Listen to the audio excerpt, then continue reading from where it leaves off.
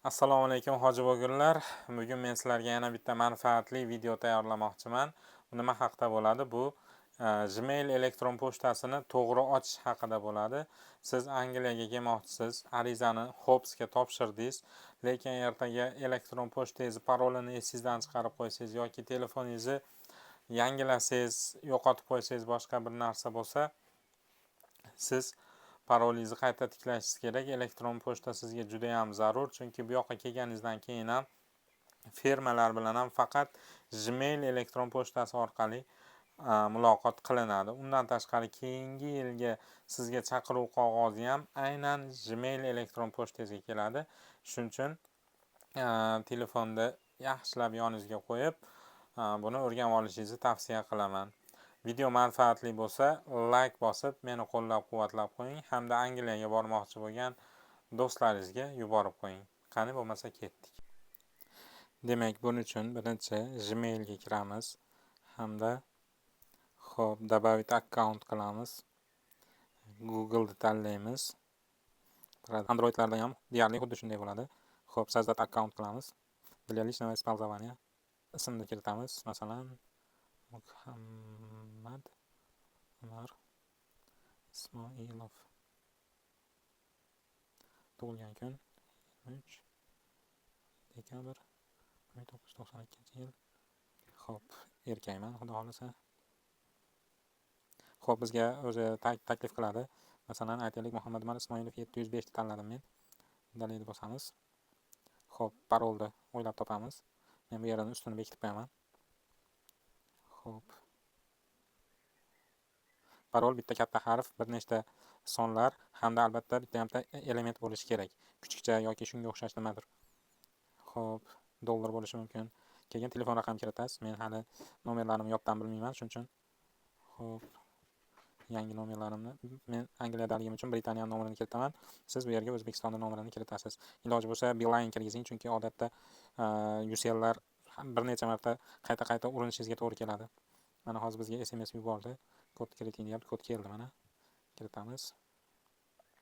Xo'p, demak tasdiqlandi. Xo'p, nastroykani o'tkazib olamiz. Birinchisiga qo'yamiz. Xo'p, hammasini print qilamiz. Xo'p, подтвердить qilamiz. Принимать qilamiz.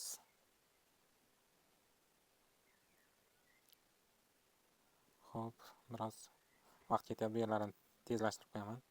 Xo'p, demak, Google akkauntimiz tayyor bo'ldi. Endi navbat shu akkauntimizni ikki yoqlama himoyalanishini yoqishimiz kerak bo'ladi. Uning uchun Chrome'ga kirib olamiz. Chrome'ga kirib, xo'p, demak,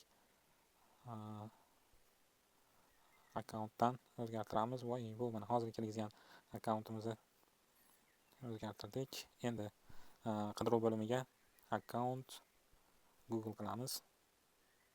Xo'p. Keyin birinchi chiqqan sahifaga bosamiz.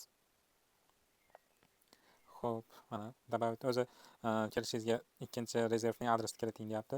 O'shaning ustiga bosamiz. Xo'p, sначала подтвердить qilishimiz kerak. Xo'p, parol boyagi kirgizgan parolimiz. Yerini ekranda yopib qo'yaman.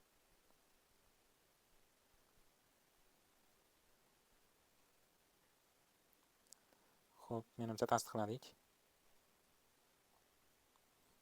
Endi elektron pochtani kiritamiz. Aytaylik, o'zimizda hozirgi telefonimizda turgan elektron pochtani kiritamiz yoki boshqa birorta pochta kiritsangiz ham bo'ladi.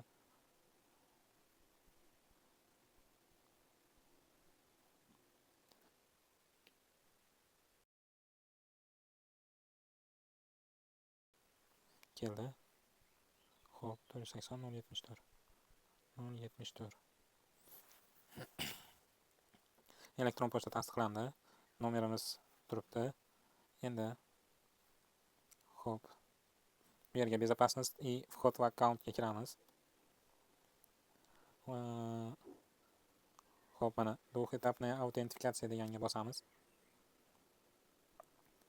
Xo'p, bu yerdan agar sizda iPhone bo'lsa, elektron ключ qilib yoqib qo'ysangiz bo'ladi.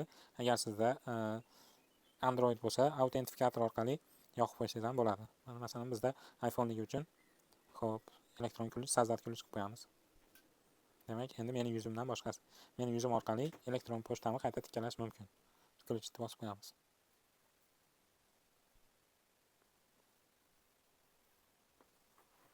Demak, bizda dual etapdan autentikatsiya yoqildi mana. Endi siz mabodo telefoningizni yo'qotib qo'ysangiz yoki boshqa bir qandaydir holat yuzaga kelsa, bemalol qayta tikkalashingiz mumkin. E'tiboringiz uchun rahmat. Sog' salomat bo'ling.